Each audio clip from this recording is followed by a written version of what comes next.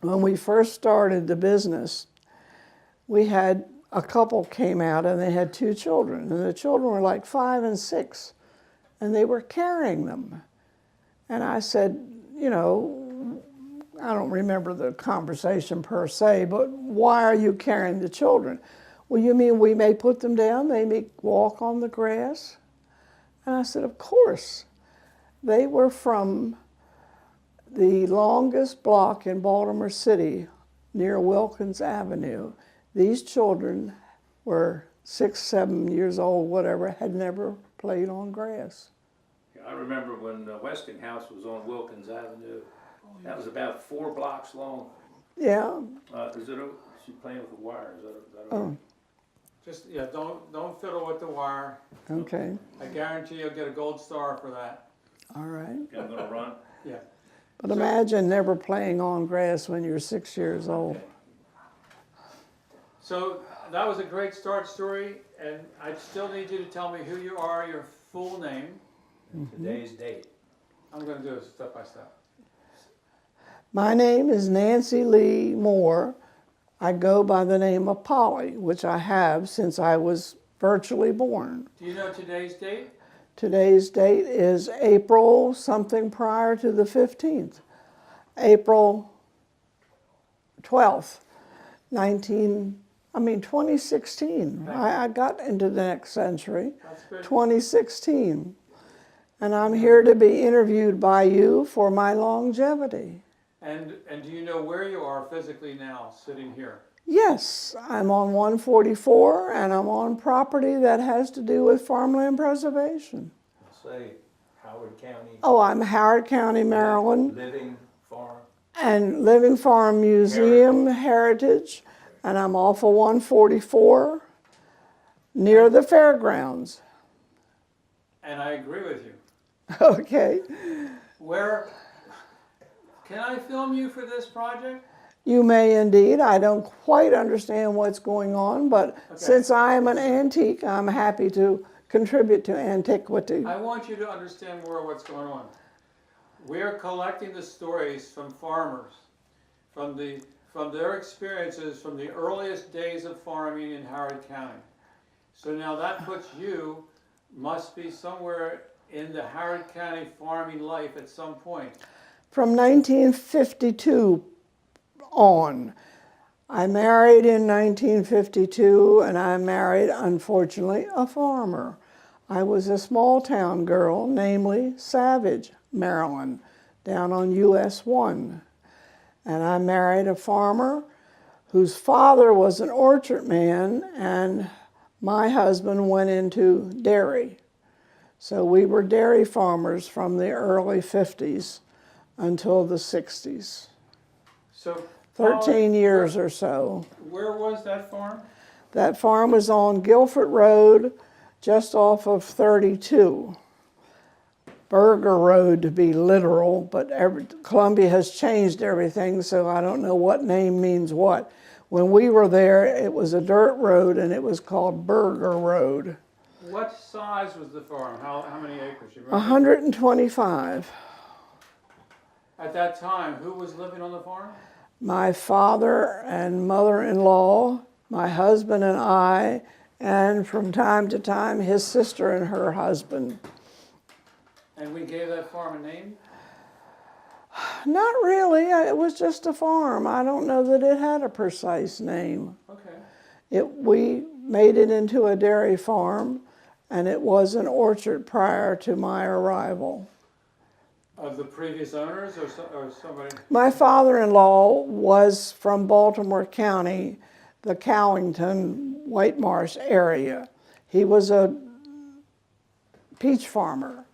He moved to Howard County, and he didn't choose the right location. The drainage was not correct, and the frost killed him. So when my husband came along, he switched to dairy.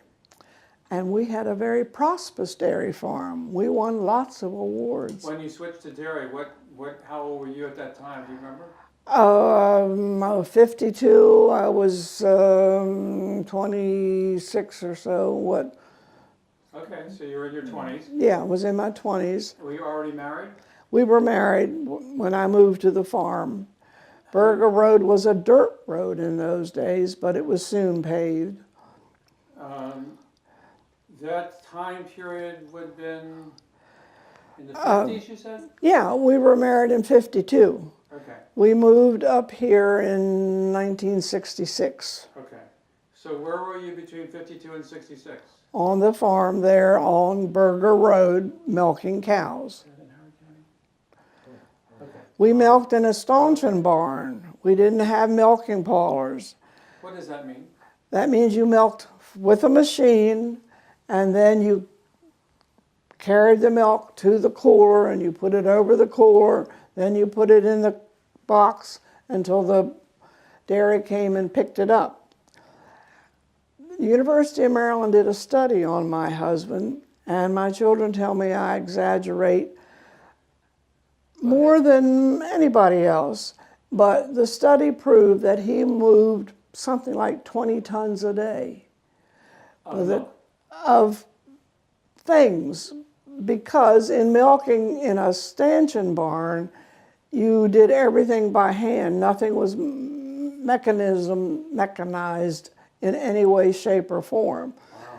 And so you moved 20-some tons a day by the time you did all the milking, did all the feeding, and then you did the farm work. And then you did it all over again at night and started over and over again. And your husband has a first name? Lawrence. So Lawrence, and you were on this farm, you were helping him? Well, yes and no. I had 4 children. So Keep in mind, I raised the children, and I was also a home economist by profession, and I eventually worked off the farm for the Fish and Wildlife Service. All right, but let's stick with those years on the farm. Can you tell me what those years on the farm were? Drudgery. No, okay. I mean, was it a 10-year period on the farm, or We were there, I was there from 52 to 66. more than 10 years? Okay. 15 And years. we raised the children during that length of time. Were any born when you first moved on the farm? No, I had all of them there. At home, or? No, I went to the hospital. My father was a doctor, and so I was very aware of hospitals and good care. The children participated in the farming. They fed animals. They helped feed big cows. They got cows out of the pasture and brought them up before school and walked a mile to the school bus. Nowadays, it stops at the front door, but in those days, they walked out our lane, which was a quarter mile, half a mile long. Then they walked a mile to the school bus, and then they came home and they fed animals. And eventually, we had dinner.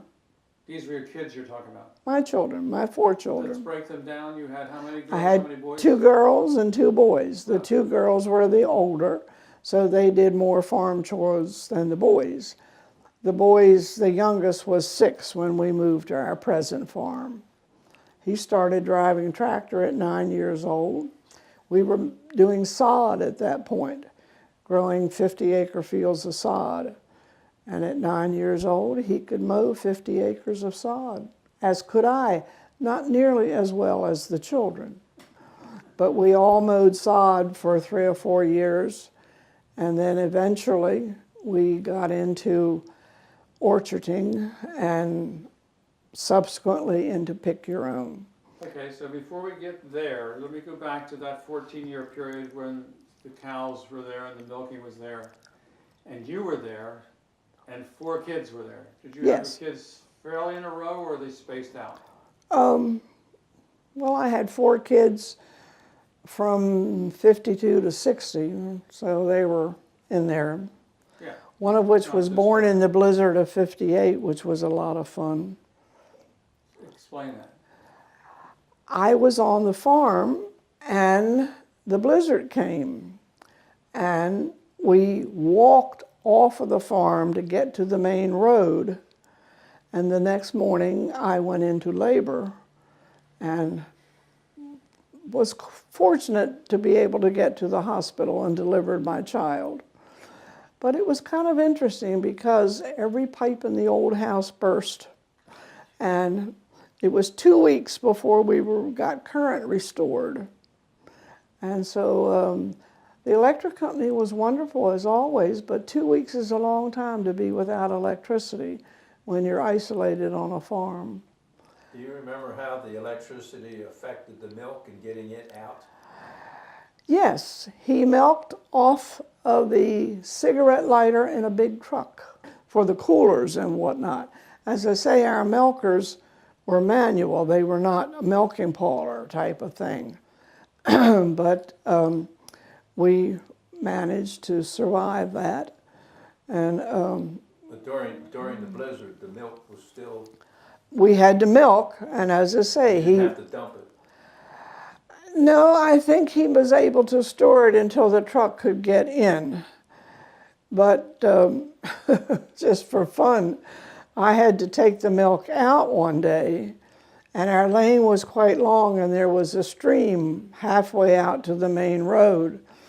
And I had the children with me, and we came down the road, and we got to the stream, and we're going up. Now, I'm driving the truck, at which I was not the best in the world. And I couldn't get up the hill. I came back down, went across the little bridge with no abutments, and tried again. I tried it 3 times. The 3rd time I backed down for another try, the rear wheels went off of the conduit, or whatever you call that, thing's under the road. So one of the children got out and walked back to the barn. And eventually, my husband came. He walked all the way around the truck and left. And eventually, a neighbor came, put a chain on the truck, and dragged me out to the main road and said, "Your husband said hurry home." And you stayed with the truck the whole time? And took the milk to the collection point, which was in Laurel, which was quite a ways away. And got back home. By then, the next day, they were able to get in with plows, and the truck came in and got the milk from then on. So we didn't literally lose much, but it was quite a time. That was the blizzard of '58. Meanwhile, you're having a baby.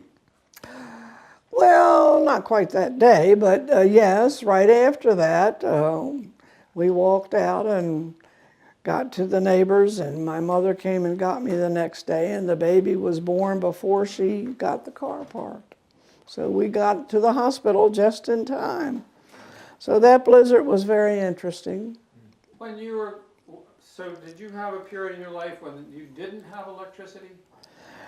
No. I don't mean when it's broken down. No, I mean no. when it just My broke down. husband did, but I did not. Electricity did not get to his farm until he was 16 years old. And not many people remember about FDR's rural electrification thing. But now this is right off of US 1, halfway between Baltimore and Washington. And his farm did not get electricity till he was 16 years old. He also was born in 26, if you want to do your arithmetic. And he did his homework with, what do you call them, Aladdin lamps? He did his homework with Aladdin lamps. So we did not get electricity on that farm for quite a while.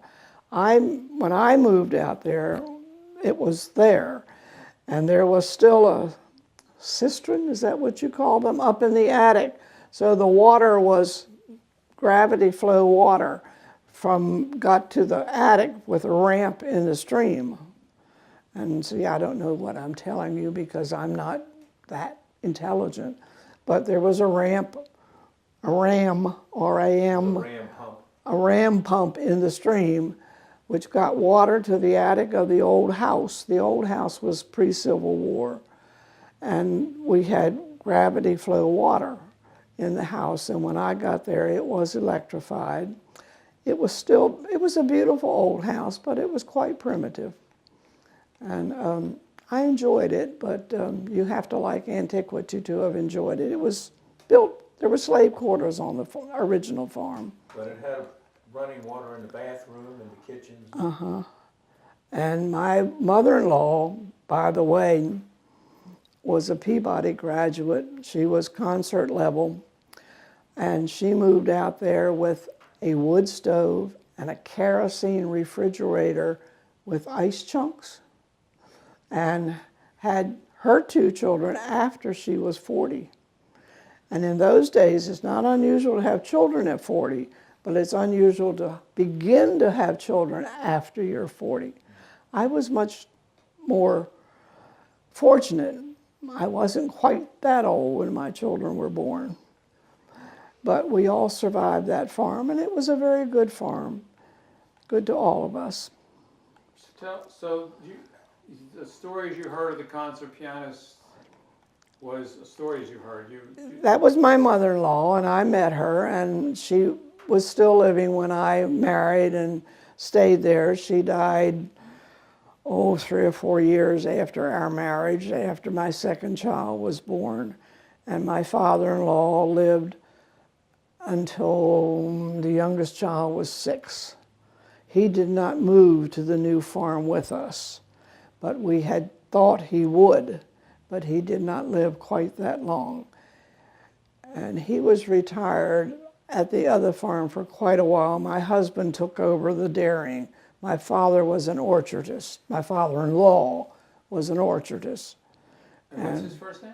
He was also Lawrence. My husband is G. Lawrence. He was Lawrence Moore. And by the way, this is Laurence. It's not a W. Thank you. So tell me more about father-in-law Lawrence and his lifestyle. He was growing crops? He was born in Baltimore County in the Cowlington section. They were all orchard growers. And during World War I, he made a fortune a year and came over to Howard County and bought the farm to which I moved when I was married. And his wife died in childbirth, and he later remarried. And the second wife was my mother-in-law. And he was a pessimist. Nothing ever worked right on a farm in his entire life. Fortunately, my husband was an optimist, and our farm life was much more successful. But Pop thought that everything wrong was going to happen, and half the time it did. You're fighting weather all the time on a farm. Tell me some of the weather experiences when Pop was around. You had frost for the things, and in those days they would harvest their crop and they would retail them to the small stores all around into the suburbs of D.C., suburbs of Baltimore, since we lived on US 1, equal distance between Baltimore and Washington. But you carried 2 bushels of peaches to this store, 3 bushels of apples to that store, which was a hard way to make a living. They did not sell in bulk. So he had a very hard way to make a living. By the way, I met my husband because my mother was an excellent cook, and one day she got up and decided, I'll make peach ice cream. She said, oh, there's that farm up there near us. Why don't you go and get some peaches?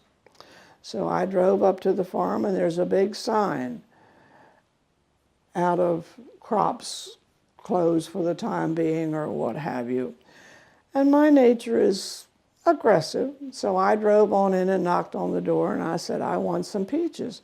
Well, I'm sorry, we're out. We don't have peaches at the moment. Oh, I only want a dozen or 2 to make peach ice cream. Okay, I'll go up and get my son out of bed. And I got my mother-in-law to get my future husband out of bed to come pick me a dozen or so peaches. And lo and behold, he asked me for a date, and I married him. So sometimes being obstinate pays off. And ever since then, he's been getting you peaches, right? What are you asking? Well, while we were on that farm, and then, as I say, we moved up here, and when we moved from one farm to the other, we quit dairying and went into sod. And we were Okay. turf farmers for I'm gonna quite a, get to that soon. okay. You're still dairying, huh? Dairy farm? Want to talk about equipment a little? Well, what were all the animals you had on your farm? Did you have pigs or chickens or anything? No, we had strictly dairy. I think we had chickens one year, and I said to hell with that. And that was all the extra animals. We were strictly dairy. What was some of the oldest farm equipment you remember on the farm? I don't remember very much. Was any of it pulled by horses originally? My father-in-law had horses. When I arrived, there were 2 horses on the farm. They were soon retired. And my husband was into tractors. We were Ramsburg customers, and we were John Deere people.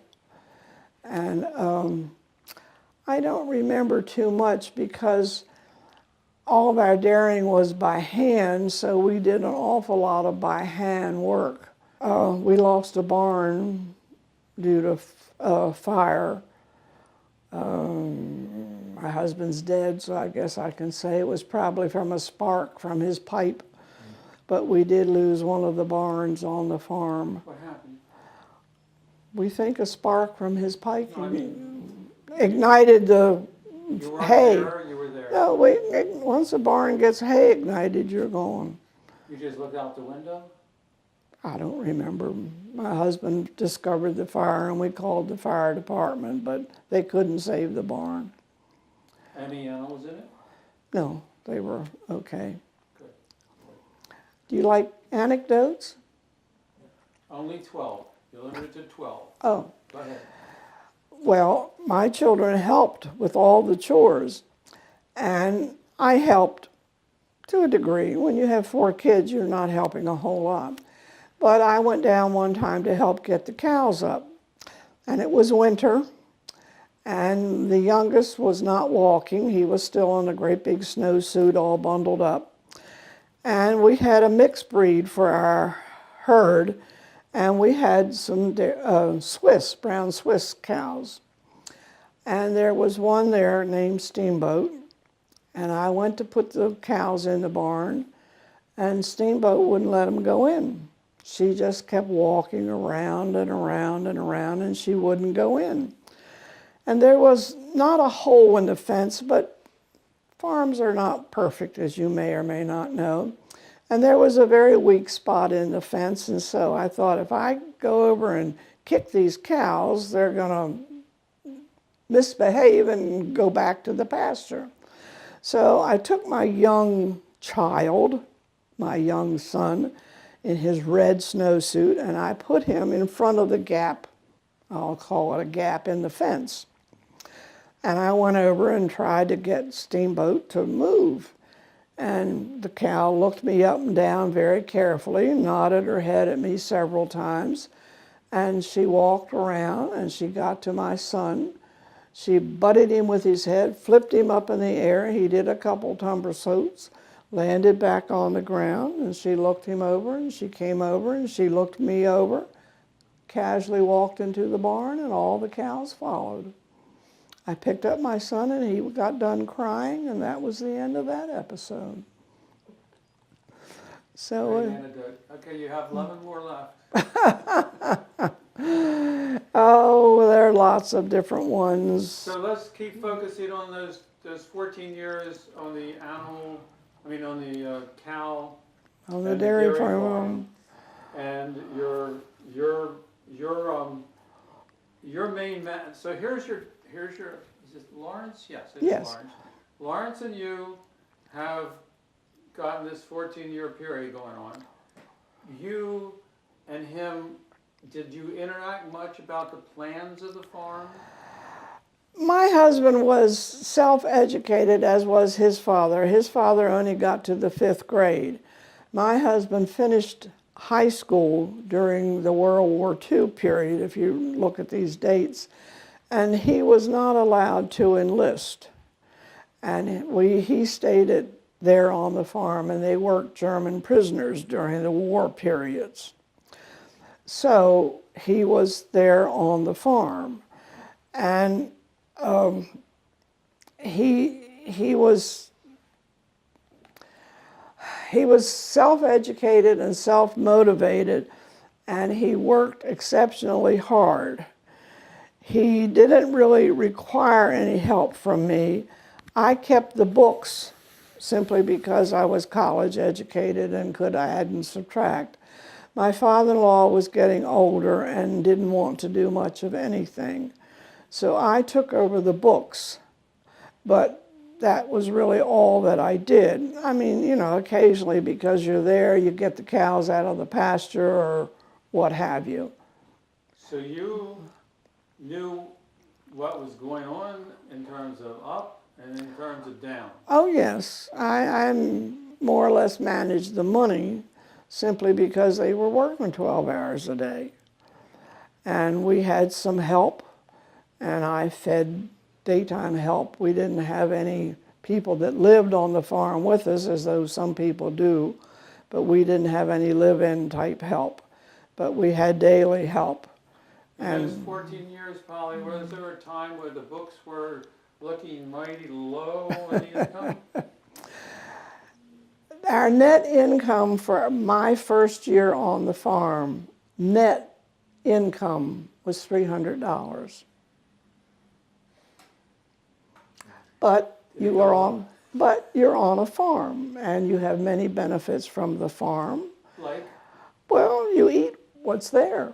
You have a lot of milk, and you have crops sometimes. I mean, my father was an orchardist. We had some peaches and apples, and even though he finally gradually went out of the business before they all got chopped down for one reason or other, you had fruit, and we had a vegetable garden, and so you survive. Did you do any canning or preserving? Multitudinous, 50 jars of everything. My husband was wont to go to the neighbors and bring home 10 dozen ears of corn and put them on the porch and say, "I'll see you at supper." No, I did multitudinous canning and freezing. We had freezers, a freezer, and I canned 50 of everything, one per week. Were these canned in jars so that you could put them in a dark place? Oh yes, we had a cellar and a root cellar, How about the girls? Did they help? multitudinously. And my daughter now runs our current farm. She is the general manager of our farm today. And but she was helping Lawrence too, out in the fields or out in the barn? The children got up and got the cows out of the field before they went to school. And then when they came home, they fed the calves and they helped with the milking.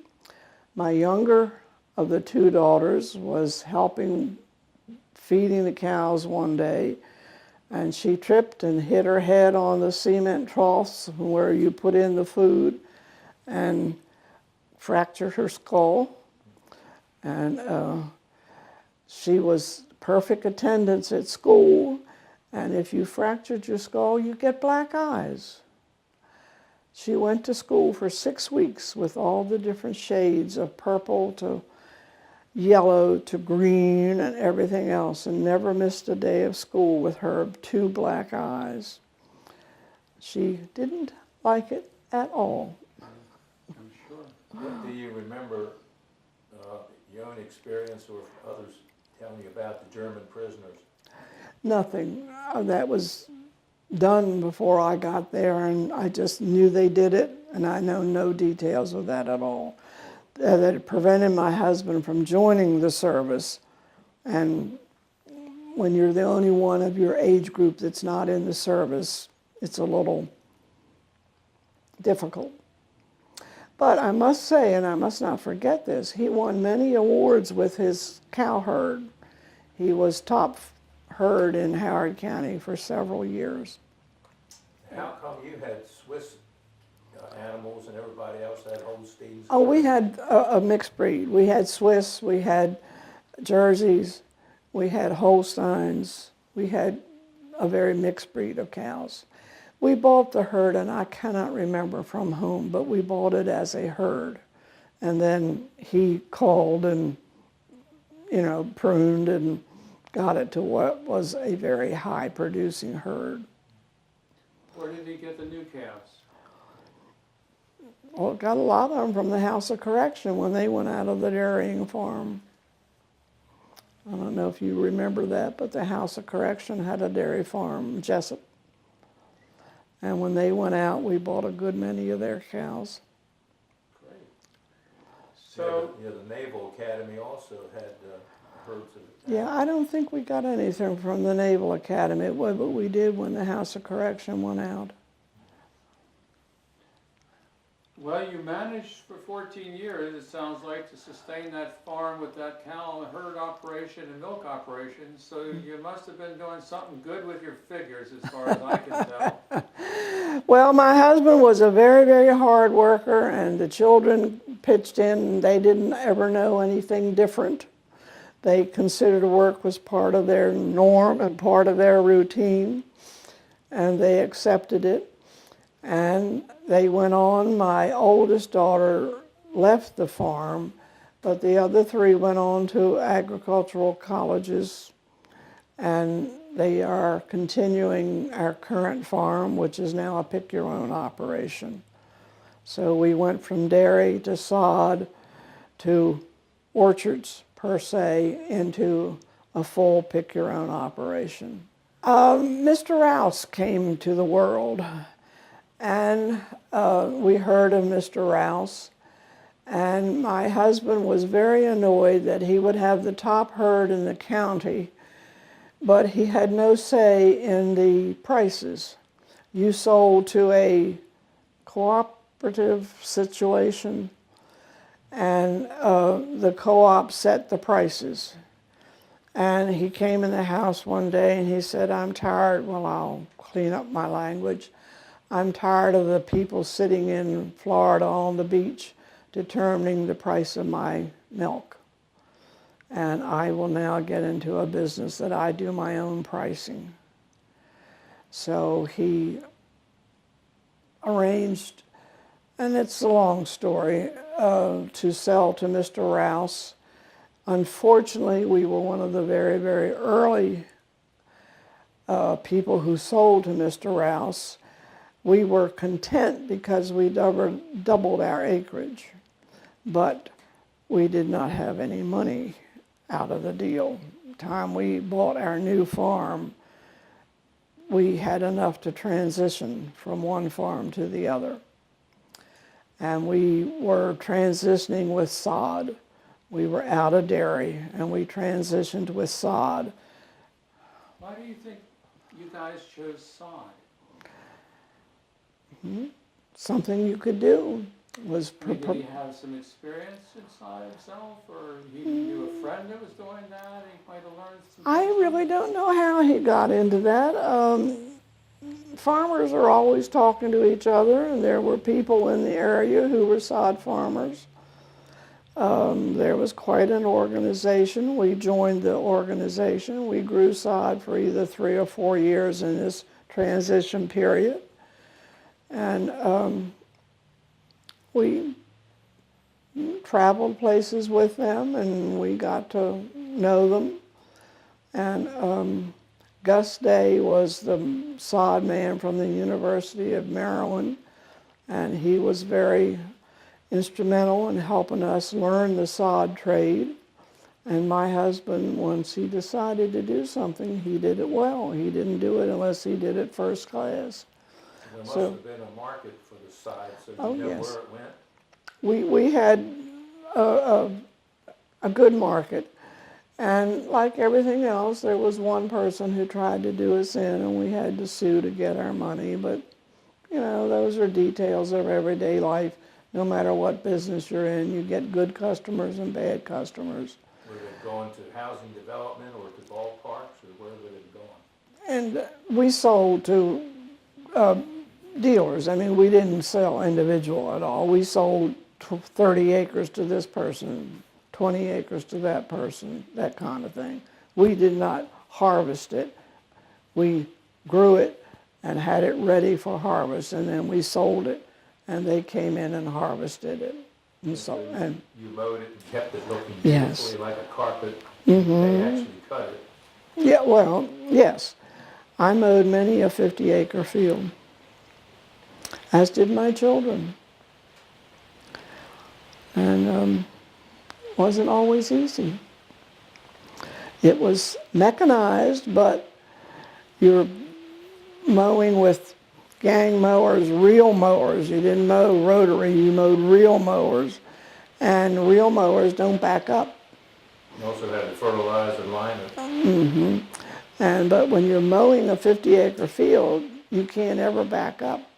So you have to know what you're doing, and they call it landing. And you do out squares, and you go around the square, and as you do it, you create another square. So you're always moving down the field in big squares. And you keep on mowing till you finally get to the end of the field. Who gave you the name Polly? My father, early on, I was the youngest of a big crew of people, and being the youngest, I didn't bother to learn to talk. I just demanded, and I got everything I wanted. And eventually, when I was like 2.5 or 3, I started talking, and I never shut up. And my father nicknamed me appropriately. Did you ever get a pony? No. But I will tell you this, I don't think that it's of interest to anybody, but one of these many Howard County meetings for which I had hired a pro bono lawyer to represent our side. We went to the meeting, and I was like the third person, and he said, Polly will now testify. And so they got up and said, do you swear? And I said, I, Nancy Lee Moore. That is my legal name. Would you believe they canceled the hearing instead of re-swearing me? My pro bono lawyer was most unhappy. But they canceled for what? Because I swore in the wrong name. How much time do we have left on that one before I start getting into her other life? Whatever. Okay. So now we got as far as the farm transition. We got into this other world. You want to pick it up from there? Yeah, with the coming of Rouse and my husband's discontent with the dairy business, we transitioned into sod, and from that we transitioned into a new farm. With what we got from selling to Mr. Rouse, we were able to double our acreage and come to this part of the world, which we did. And we bought the Black Farm, which is an historic farm, and we were very pleased to get it and have been happy there ever since. And what is the new acreage for that, Polly? We bought it at 250. It's now up above 300. Okay. And you were happy to be there. We were growing sod during the transition period. Right. My husband decided to put in a few fruit trees since his father was an orchardist. And it was, we survived. But my daughter went away to agricultural college, and she wanted to grow strawberries and retail them. So she put in an acre of strawberries, which promptly got killed by the frost. And prior to this, I can't give you this in exacting, they had contacted Farmland Extension Service and got the wrong information. That irritated my husband galore and my daughter. So they did their own research. And my daughter then successfully grew strawberries, and we retailed them on the farm by the court. And so that gave them the idea that perhaps we could do other retail. So he grew pumpkins, and we did those. And all of this is very preliminary, and we're not exactly rich at this point because we're coming out of the sod and into this, which is very iffy. But to make a long story short, we got started on Pick Your Own. And my daughter graduated from college and came home, and my two sons then went to agricultural college, and they joined the farm. And my husband continued his independent research on how to do things, and there are lots of pick your own organizations. And of course, we joined everything that there is out there. We joined it so we would learn. And we got into Pick Your Own, and we think we're pretty successful. How long has it been going on? Pardon? How long has it been going on? Since the late 60s. Oh, you've been at it a while then. And Let me ask you a question going back a tad. Your daughter, the oldest? the next oldest. Next to oldest. Okay. So wait, I understand now that all three of your children went to some form of agricultural school, so that means that all three of them actually learned some specific education on farming life. Yes. That is, I admire that so much. My daughter is an olericulturalist. Who? Olericulturalist. Study of pit fruits and various things. Look it up. Okay. And my son is an agronomist, and the next son is money. He's the money man. What do you call it? I want to say controller, and that's not it. Anyhow, he manages our money. He's the CPA, but he isn't by profession. He also did farming, but as secondary to his farming, he did money. So he is our control. What's the word I'm looking? Huh? Accountant? Well, he's kind of that. There's another word that's running around in my mind, but Finance manager? he's the finance manager of the farm. So my daughter, This is currently. yes, Okay.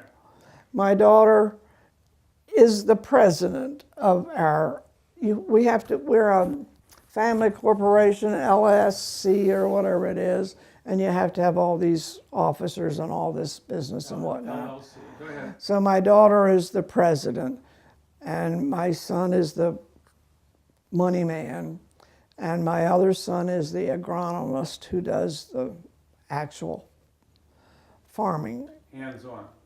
Well, yeah, and my daughter then manages our retail outlet as well as all of the pit fruit. So my daughter does humongous amounts of work, and my sons are equally as efficient and do humongous work also. Pick Your Own is not the official name. What's it called? Larry Land Farm. Lara Land? My husband's name was Lawrence, and it's Larry's Land. So it's Larry, L-A-N-D, L-A-N-D, Larry Land Farm, L-A-N. I can't spell it, L-A-R-R-I-N. I'll get It's you okay, thing. Polly, don't worry I'm about it. sorry, Larriland, Larry Land I Farm. like the name. And I it's, think it should be Polly Land Farm myself, but that's just my personal. no, it's Larry Land Farm. Okay. And it's, of course, was Larry's land. I got you. And this is what it was all about. Where did I do it? And what else would you like? Continue, I'm just doing this. Okay. You're doing this to come up with something for us? Yeah, Oh, a card. Can you get that art from her? Thanks. there you are. Thanks. How do I spell the name of my farm? I've been living on it for 50 Oh, years. it's got 2 R's in it. That's it. So, this is a very interesting thing. See if you could share this with me, if you can, or you. Our strawberry daughter's name is. Lynn. So Lynn, and so something happened to Lynn. All of a She- sudden, she said, "Mom." She I know was what she did. going to college, Okay. and she decided for money, she wanted to grow an acre of strawberries. And she put it in, and the frost got it. We applied to the Extension Service for help about this, about frost and strawberries, excuse me, and the whole growing procedure. And their information was not 100% accurate. Made my husband furious. So he researched the project, and she continued with her college education, and they continued to grow strawberries. And we joined organizations, one called the Mary Berry Boys, that were specializing in growing berries. So we had professional help, and we had other farmers to compare with. The Butler Orchard, you know the Butler Orchard in Damascus? It's a very large pick-your-own operation, similar to ours, quite successful, run as is ours by a lady and 2 men. And we've been very close to them and still are, so we trade information back and forth. And so would it be fair to say that you and your daughter and some of your son have become excellent frost protecting people? Oh, yes. Tell me Now, about you that. see, now my husband was living during all this. My husband's only been gone since 2011.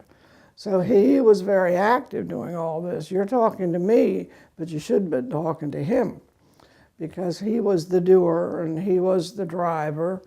And when I say driver, complete with a whip, of getting all this up and running and continuing to function. So as far as you know, they haven't developed a frost-resistant strawberry yet? Not really, and there are a million varieties, and I say that, of course, not literally, but there are 2,000 varieties of apples. But there are quite a few different varieties, and they differ according to climate. The best tasting strawberry we ever had was from upstate New York, and it would go into juice before you got it out of the field. We only had it one season and plowed it up before the season was over, because you couldn't pick it. You'd walk out of the field with your box and your arm would be red from the juice coming out of the box. But in upstate New York, it held up beautifully, and best tasting strawberry you've ever tasted in your life. Did not work down here. So this is what you have to learn, and this is what my daughter and my husband were quite good at. And my daughter and my husband consulted with every expert there ever was. I fed more lunches than you can shake a stick at to Art Thompson, who was one of the best professors out of the University of Maryland. And, oh God, I can never remember the other man's name, who was an etymologist. And he was absolutely fantastic. And they would come out frequently to the farm, and once in a while they would do projects on the farm, because my daughter and my son were both students of University of Maryland, and those professors often visited the farm, and they were very helpful to us. But my kids were very good students. My daughter was summa cum laude. My son, we teased him. He got an athletic letter and a wife, but he didn't get honors. So we tease him. He slacked. And the other son went to Mount St. Mary's, and as I say, got his financial backing as well as some agriculture. So that process is, I see it from the level of pick your own, and that's sort of like, you know, families come over and get yourself some fruits and some supplies and go home. Was there any financial interest or developing idea of wholesaling it to other places? We do not wholesale unless absolute necessity. If something unforeseen happens and everything comes in at once, which, like a frost, wipes you out, once in a while the temperature goes up and everything ripens at the same time, and you get such an abundance there's no way you can market it. We do have some wholesalers that we have been familiar with, and we have one up in Pennsylvania that we have dealt with over the years, And we can call him if we have a deluge, and he will work with us to get rid of excess. But primarily, once we are established, and you realize this took a lot of years. We started this in the late 60s. This is now the next century. We have developed this business customer by customer and worked our butts off in so doing. We had yearly festivals. We had Louis Goldstein come out and do what is it when you run the lance through the thing on the horseback? Anyhow, he would do those tournaments for us. And we had everybody you can think of would come to these festivals, and we would put on huge festivals. We'd have the horses come from the local horse and buggy people. And we had the farm antique equipment on the farm showing them how that worked. And food galore. One year I cooked 35 country hams and we sold it at the festival. You know how many sandwiches come out of 35 country hams? 3,000?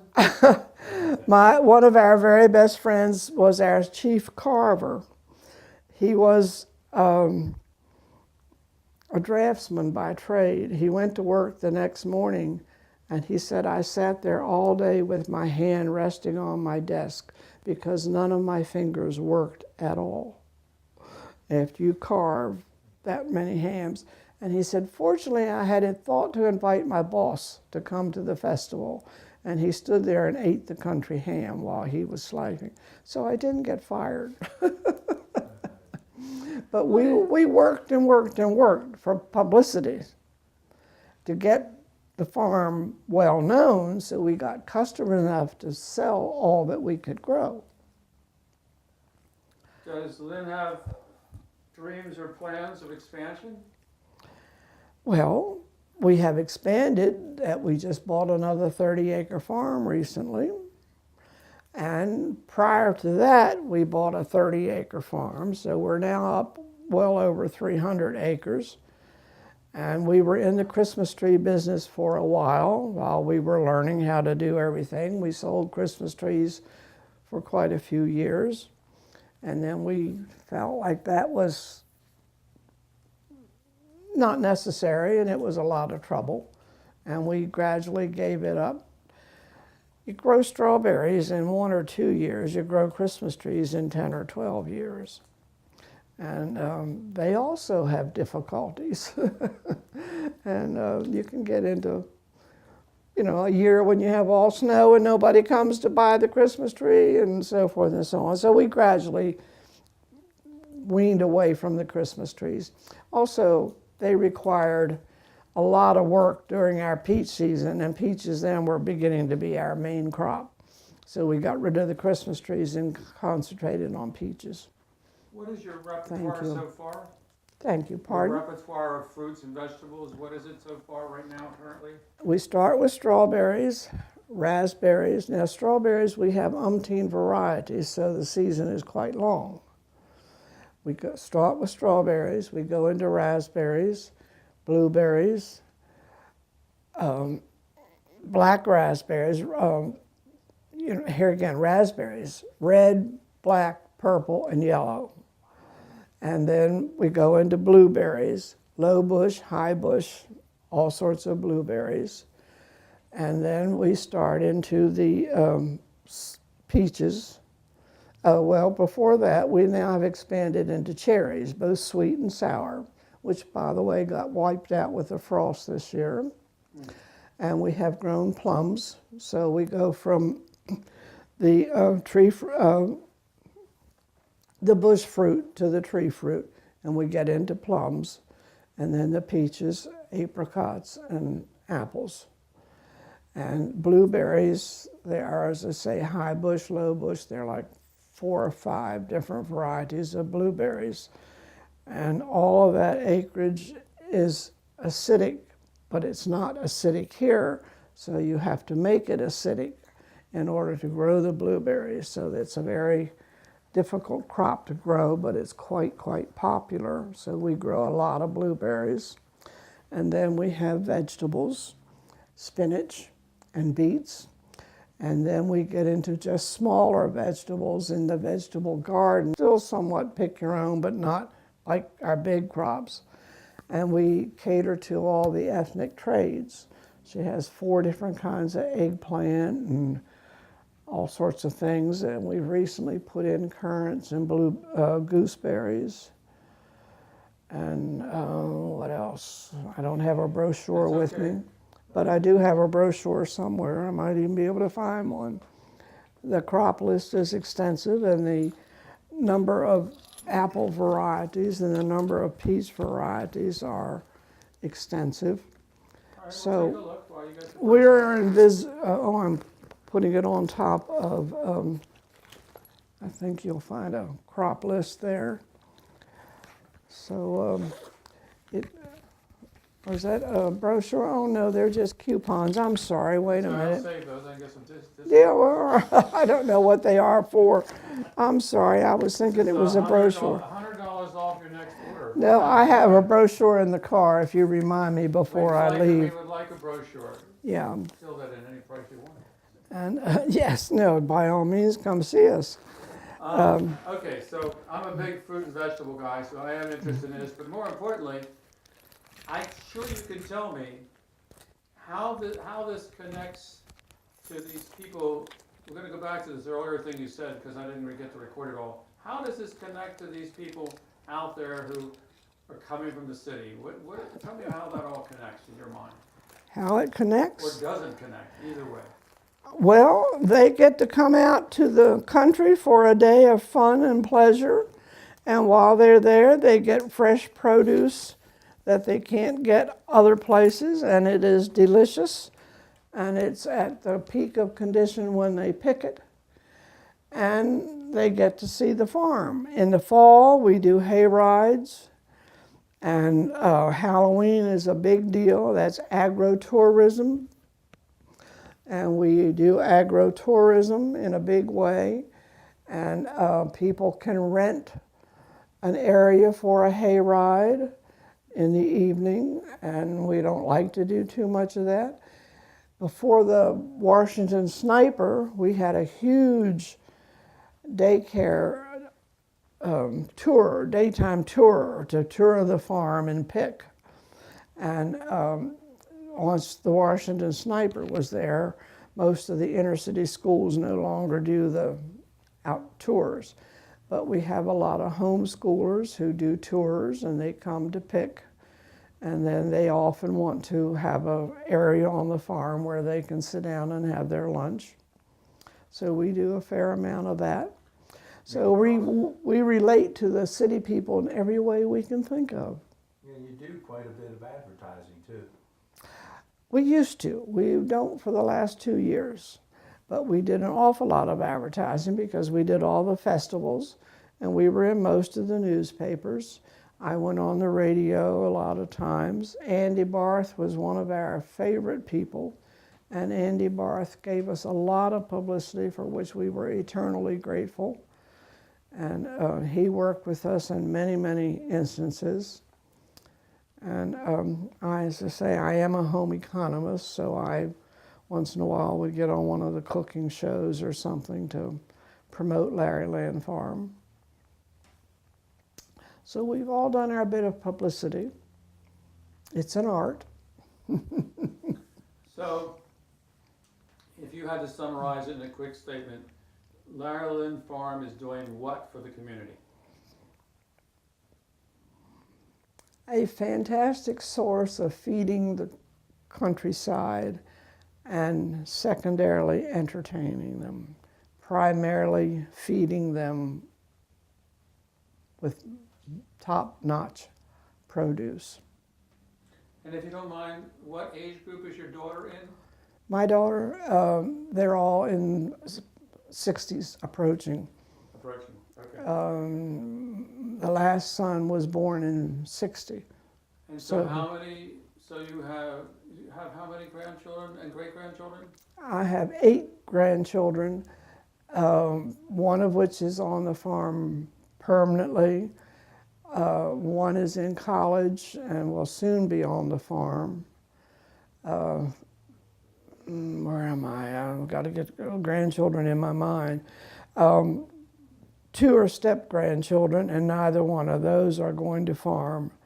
And the others we'll just see as they mature. One's high school this year. He's doing the universities in the South. I'm not sure what Sam's going to settle on. Great-grandchildren or? No great-grandchildren, No just grandchildren. Okay.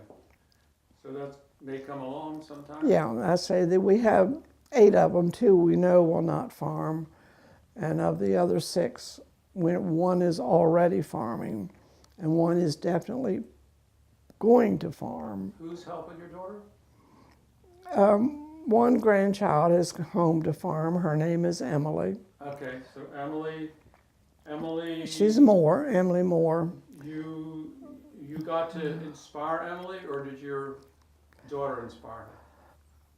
She was raised on the farm, and she went to ag college, and then she took a year or 2 off to peruse the food trade outside of growing it. She was in the restaurant trade and whatnot, and she's now come home and decided to see what the farm does for her. She may or may not stay. One doesn't know with children. She may. Your approach is to give her free rein to do what's important to her. Of course, you don't force anybody to farm. Farming is much too demanding to coerce somebody into it. Lousy farmers that you've met have been there because they didn't know what else to do. They're lousy farmers.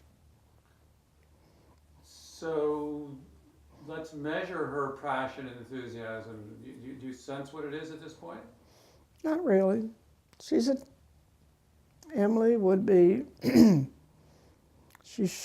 could have graduated from college 2 years ago. What's that make her in her 20s? 22. I have to get out my figures Forget it. and Don't worry figures about and work it out. Don't worry The about youngest grandchild graduates from high school this year, and so you're on up from that. there. Okay. You have something in mind? No.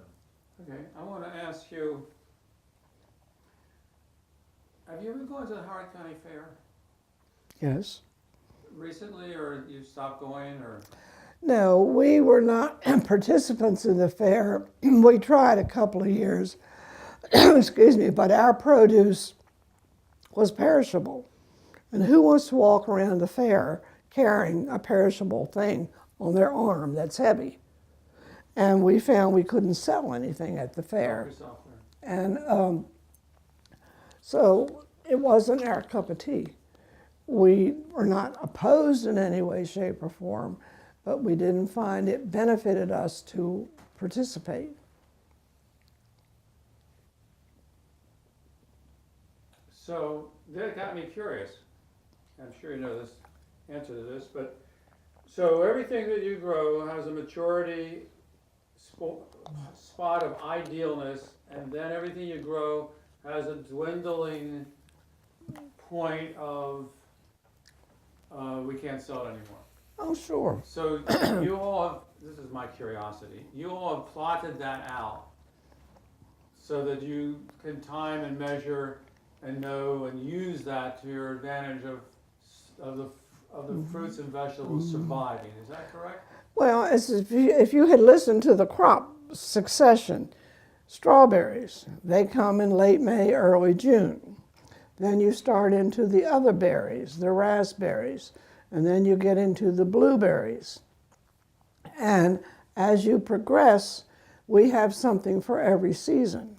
We have plums. I don't think have any apricots left because they got frosted out more times than they survived, because we're at this period, what do you call the zones for crops, and we're between that for apricots. But then we do have plums. They got frozen out this year, but mostly we have plums. So, excuse me. So we go from time to time, and she has something for every season. You have spinach along with your early crops. You have spinach, and then you get into beets, then you get into Swiss chard, and eventually you get into broccoli, which is a very popular vegetable to grow. Then you get into broccoli. Cauliflower, we have very seldom had any success. Cabbage, we can sell. The vegetables, people are not as happy to buy a vegetable. We had tremendous pea crops, and we even bought a pea sheller. And people go out and pick a bushel of peas, and you come home and you can take it home in a little thing like this. I spent 2 hours picking those damn peas. You mean this is all I got? They're not, city folks don't comprehend that.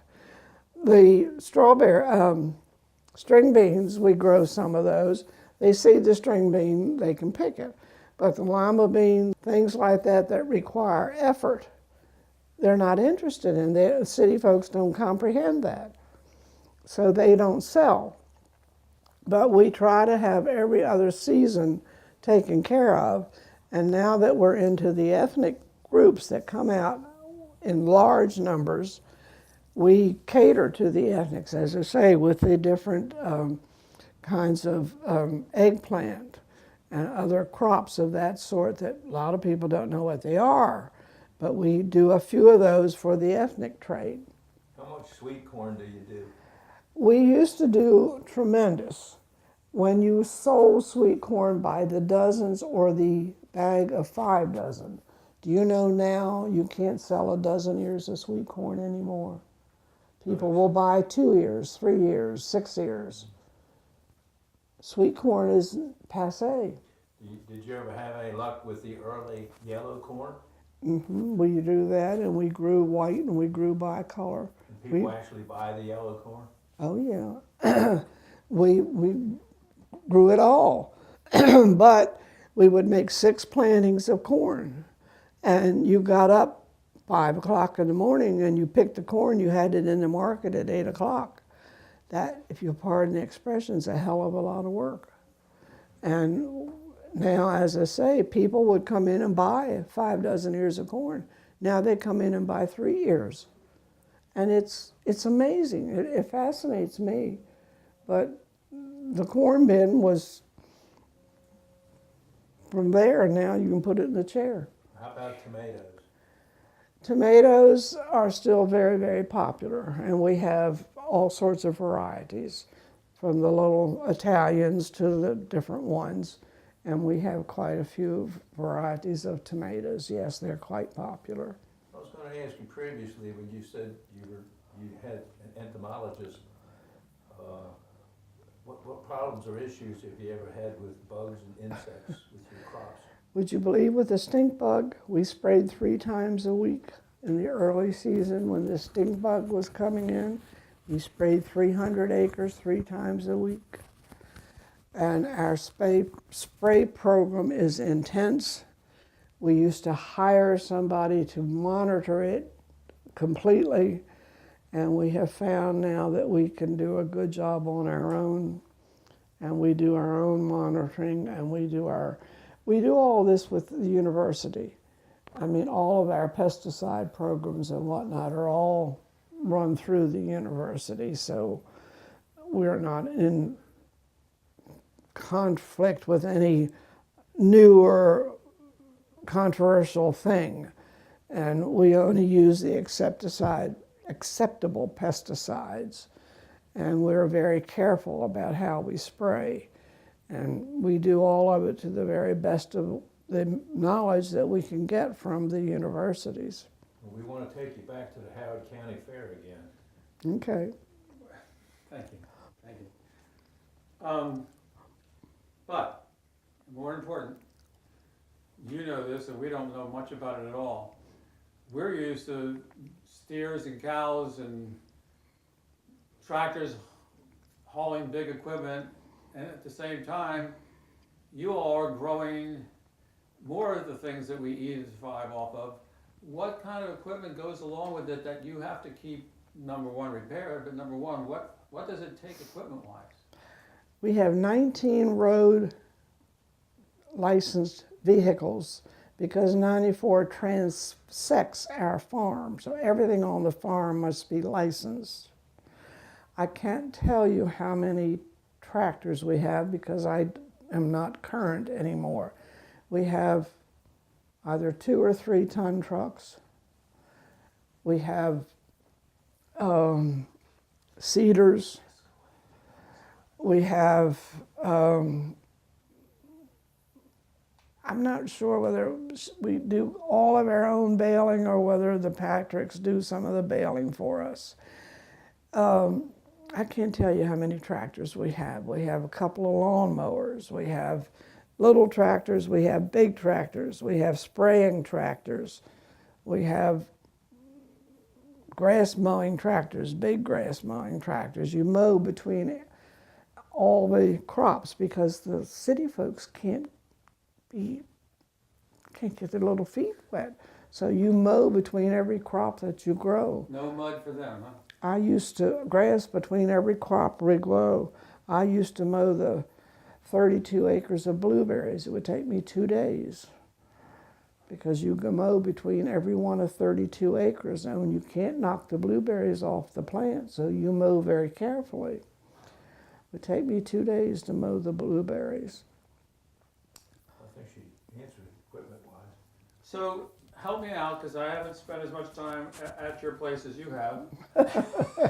Like, I haven't been there at all, but Do I come see I us. want to come and see this now. And actually, I want to come and purchase. But the point is, a lot of the gathering of all these fruits and vegetables is done by hand. Majority. What is the other alternative? Well, you can. Well, there's virtually none because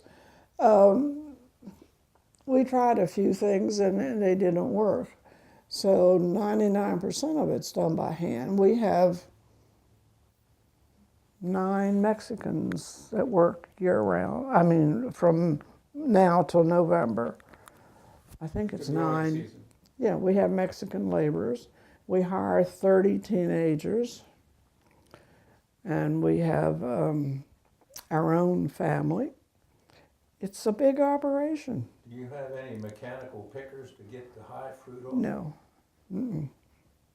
So if they want it, they can go up there and climb and go get it. We don't have those trees anymore. I think the very last one came out last year. Our orchards are all espaliered. What's that mean? Dwarfs. They're on trellis. All the orchards are trellised. And that means they're On a fence up this high, 10-foot high fence. Nothing's above your head. nobody needs to get on a ladder Not anymore. Okay. We had people on ladders and that was not a good deal. because They fall off. We saw a woman standing on top of a 10-foot ladder reaching up to pick something. Now, do you want to stand on top of a 10-foot ladder? And pick cherries? Not me. And so we've eliminated all the ladders. Now, that doesn't mean there aren't ladders on the farm. The Mexicans sometimes will pick the tops of something or other. Cherry trees will grow big no matter how bad you prune them. So cherry trees are higher than you want them to be. So, I mean, we have hired help. So the hired help will pick the level that the average person can't get to. And then that we sell in the market. We sell stuff in the market, but we like to retail it as pick your own. We say that 60% is pick your own, 40% maybe is in the market. Now, in the market means what? We have a big red barn on the farm, Oh. and we're open every day, and we have most everything that we have on the farm is also picked in the market, because a lot of ladies can't get their feet dirty. See, a lot of the previous persons have mentioned market, and they meant Lexington market. No, we have our own farm market, as do Butler's over in Montgomery County, and Weber's in Baltimore County. But these are open daily, and we have our market. I'm sorry I don't have a brochure with me. It's out in the it's okay. the Get thing. one for the car. And Okay. they, we're open from 9 to whatever time. We vary according to season. Sometimes we're open later than others. And sometime on the weekend we try to close an hour earlier so we get a little bit of sleep once in a while. But our hours are all posted on a big sign there at the farm. And Louis Goldstein helped us get our first sign out on Route 70. And after Louis did that for us, then the other people started putting signs out on Route 70. But we were one of the first people that got a sign out on Route 70 as to who we are. And tell me again where the current Pick Your Own is located? All over the farm. What do you No, mean? I mean, you're at the intersections of. Oh, we're on Route 94, 3 miles from 70. Okay. You go around the circle and coming off of 70, that and is- we're on 94 heading toward Damascus. Okay. And that is Lisbon? Mm-hmm. Come off Lisbon. Yeah, we're on 94. Gotcha. So, this is an odd question, but I think, go ahead and take a drink at the same time. So Lynn and you and your son explored anything to do with mail order delivery? Mm-mm. You don't ship fresh produce. I don't know. No, You don't crate anything and ship it? I mean, no. there have been some new storage things for keeping things cold. I know I've gotten We some- have cold boxes on the farm. Okay, We'll pick it and hold it overnight. So you get it in the morning. something happened to the family, I can't get out of tonight, and you'll say, come out tomorrow, we'll hold it overnight for Yeah. you. We have an answering device that keeps people up to date on what's picking each and every day. And you call the answering device, and it's published in our things.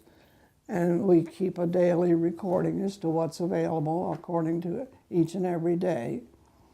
And you come according to what you want to pick. Good, good. I can see I've got to get you gentlemen out to the farm. Well, I'm so curious, for sure. Do you, And do you store apples over the winter? For our own use, not for anybody else. Anybody canning over the winter? Individually, the family, The but family. we don't do it for anything else. Do you make and sell cider? We go with, it's over in the other side of Baltimore. Cider. No, not Weber's. Andy, what is Andy's last name? Anyhow, we go on the other side of Baltimore and buy cider from a particular grower who grows and does his own, and he does pasteurize. We used to go up in Frederick and get from the big men up there, but we found that Andy's is better. Drew and Andy, oh God, it's when you get to be 90 years old. It'll come to me as soon as I walk out the door. That's okay. But it's an orchard over on the other side of Baltimore, which here again, it's a big deal. We haul cider daily to the farm for our cider in month of October. Yeah, cider can be a nasty business if it's outdoors because of the bees. So most of it is done indoors. Andy and Drew Lore's orchard. Thank you. See, I tell you, you get there sooner or later. It was back here, it took longer to Yeah, get back well, there. wait till you get to be 90. I hope I get to do that, Polly. So Polly, imagine with me that you're standing on your farm and a guy and a gal come up to you and say to you, I learned from your daughter, you've been doing this for so long and you started way, way back. I think you know a lot about farming, Polly, but I need some help here. Me and my sister are thinking about going into farming, Polly. What do you have for advice for us? In Howard County. Just Howard County, right? I would send them to the Extension Service. And we do not have time to give that kind of advice to people. And Well, this is just for their career, which simply means you're going to give them some enthusiasm or you're going to discourage them. well, you can give them enthusiasm. There are lots of pick your own farms. There's a whole organization. We go to the meetings up in Pennsylvania, to 3 and 4 day meetings. And my daughter, excuse me, has gone all over the world for training. She's gone to Brazil. She goes to Washington State. Wow. She's been to China. Wow. And we do all we can to learn all there is to learn. Somebody wants to get into trade, you send them to one of the organizations. You send them to the Farmland Extension Service in universities, and they start that way. Now, can they find either land or a farm in Howard County if they wanted one today? We are in farmland preservation. If you've got the money, you can do anything you want. There are farms available. I'm sure if you approach some of them, Lambert Sissel would be happy to sell you some of his side farms if you pay him what he wants. A lot of farmers would. It's farmers that are old, just not doing a whole lot. Just depends who they are and what they're doing. But we kind of hope it doesn't wind up in development. Well, that's what farmland preservation is all about. We work very hard on that. I was on that bureau for many years. And my daughter does as much as she can. She lectures from places from time to time when asked to. I don't know that you comprehend. Farming is a 7-day-a-week, 8 to 9 routine. We've cut our hours back as much as we can, but my son is in the field at 5 o'clock in the morning spraying many times. And spraying is a huge part of our farm, and it's a very complex thing for him to learn. He knows more about pesticides than most of the university professors. But that's his chore. That's what he's in charge of. He's the agronomist. He does the spraying. It's a full-time occupation. You get up and you do it before the wind gets up, or you do it late at night when the wind is down. And you spray and you spray and you spray. And some, peaches are 15 sprays before you get finished. The numbers are astronomical. Jeez. Last question for you. When you were raising the kids, they were in their 5, 6, 7, 8, 9, 10 ages in that area, and your husband and you were involved together in doing that process and all that. Describe to me what a typical Sunday was like for you. Oh, God. We lived on a farm. Sunday is when visitors came, and you hope not too many showed up. One Sunday I was getting ready to put dinner on the table, and a family of 6 came to spend the day. We sliced the roast beef awfully thin. No, we're home, and I have company just like you do. I give dinner parties. My one daughter does, and one son. The other son is a recluse to a degree. He has multiple sclerosis, so he is besieged with his disease, which is in remission, but when you have an ongoing disease and you farm full-time, it's not easy. So he doesn't do much entertaining. But the rest of us do. We're just as social as you are. Did you make lots of cakes and pies for any reason, particularly for company? I did not specialize in it at all. My mother was an excellent cook, and yes, I cook. And we entertain. For instance, we have multiple hayride drivers in the winter, in the month of October on the weekends, and we give a party for them at Christmas time, and that runs between 30 and 40 people. So it's usually at my house. And you have to do this to keep people happy. And Lynn has a hayride for the employees once a year because they work there once in a while. Some of the employees have never been on a hayride. It's So- interesting you said October because it's seemingly the Howard County Conservancy, Martha Clark, and you, the October is the busiest month of the year apparently. Yeah, yes. October is because it's agritourism. The rest of the time, people come to pick. October, they come for fun. And we just assumed they didn't, but that's a detail. But you talked about advertising.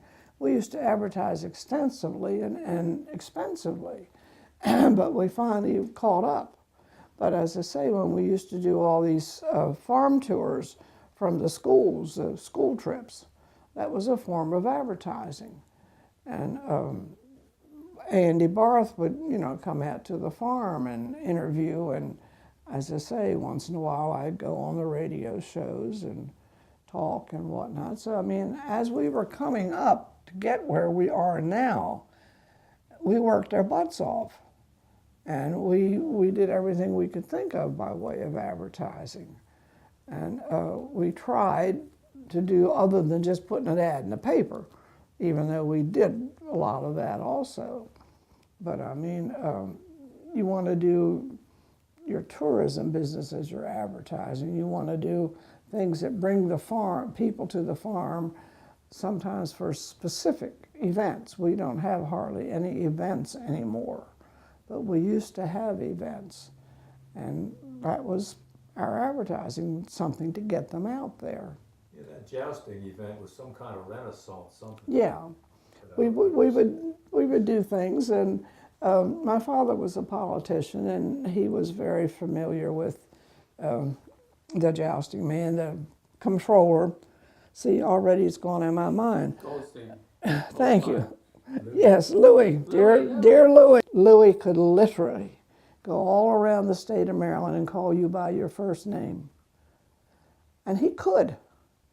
And I was in the State House one day and walking down the corridor, and Louis was there, and somebody walked by, and they said, good morning, Mr. Goldstein. And he looked, he said, I don't remember you. And she introduced herself, I'm so-and-so's secretary. So when the man didn't know, he didn't fake it, he acknowledged. But he knew damn near 2/3 of the state of Maryland. And I've seen him go up to people, and I cannot believe he would know their name, and he would do it. He would actually know your name. People like that are phenomenal.